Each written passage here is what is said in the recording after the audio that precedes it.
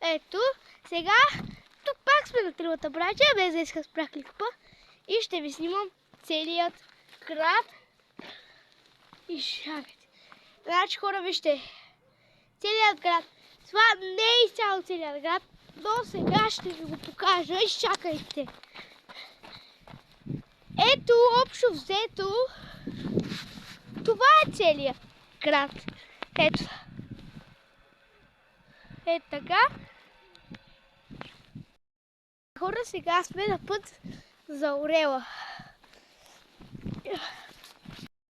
Вижте, намерихме малка гълба. Вижте целият град. Е това. Е това е моето училище. Много яко. Ето я и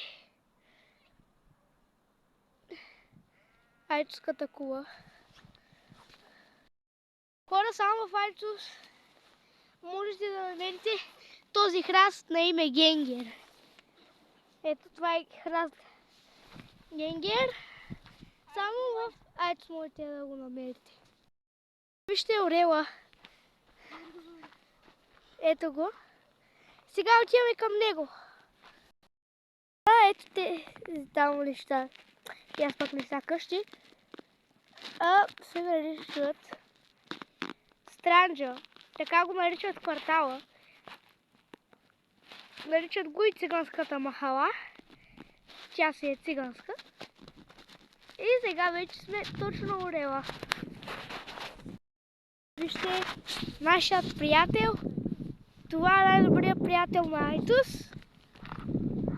Орела. Видите целият град само. Гледайте.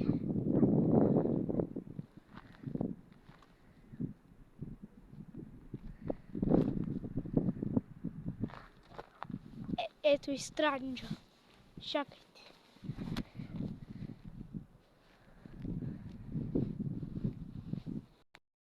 Хора, ето дали виждате тази последна къща, бялата, дето е каква.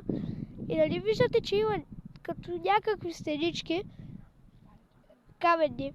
Това е било някога Айтоската крепост. Сега отиваме на третата дестинация и тя е Казаните в Айтос. Тук що видяхте Орела, а сега отиваме към Казаните.